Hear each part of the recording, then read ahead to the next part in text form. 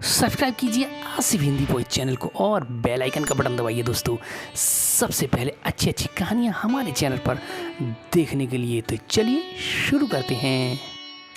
गरीब लड़की की दुख भरी कहानी।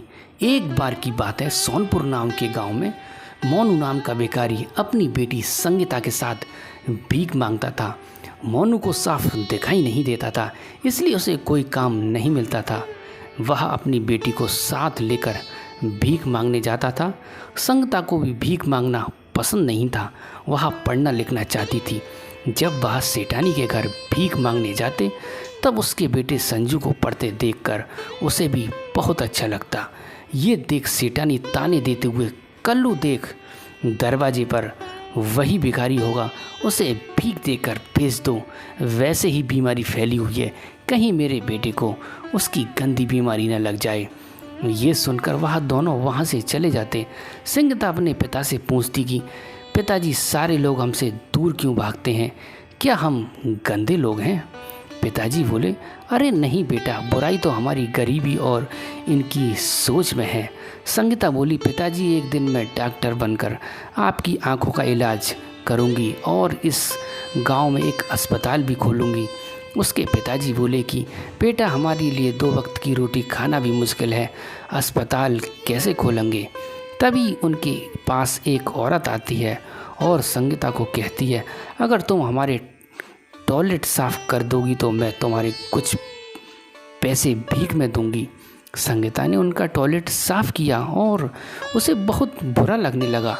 तब वह सोचने लग गई कि अब मैं डॉक्टर बनकर रहूँगी।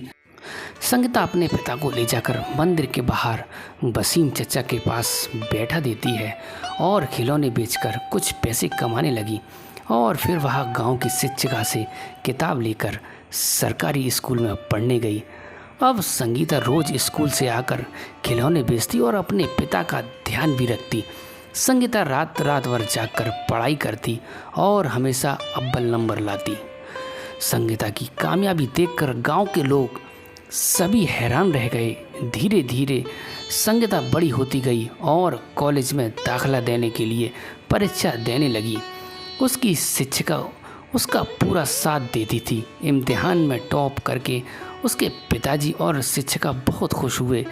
अपनी पढ़ाई पूरी करने के लिए संगीता को बाहर जाना पड़ता है, परंतु उसका बिल्कुल भी मन नहीं होता है अपने पिता को छोड़कर जाने का। तब एक टीचर उसके पिता की सारी जिम्मेवारी लेने के लिए तैयार हो जाती है।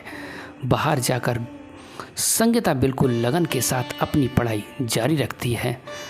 थोड़े समय तक उसकी कोई खबर नहीं आती और गांव फिर से महामारी फैलने लगती है।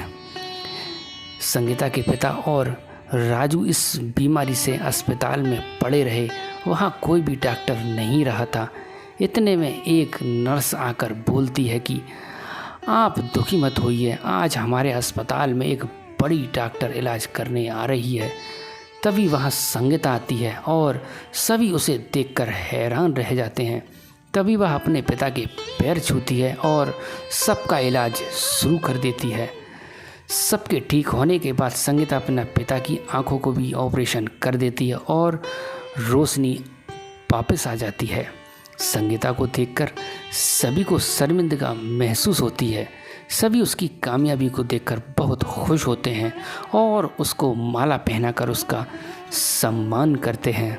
तो दोस्तों, इस कहानी से हमें ये सीख मिलती है कि यदि संगीता के जैसे लगन, मेहनत और जिम्मेदारी से हम भी काम को करें तो हमें भी कामयाबी एक दिन ज़रूर मिलेगी दोस्तों। तो दोस्तों, कैसी लगी हमारी कहानी हमें कमेंट करके ज़रूर बताएं और वीडियो को शेयर करें और दोस्तों चैनल को सब्सक्राइब ज़रूर करें। तो मिलते हैं सभी अगली अच्छी वीडियो में। गुड बाय दोस्तों।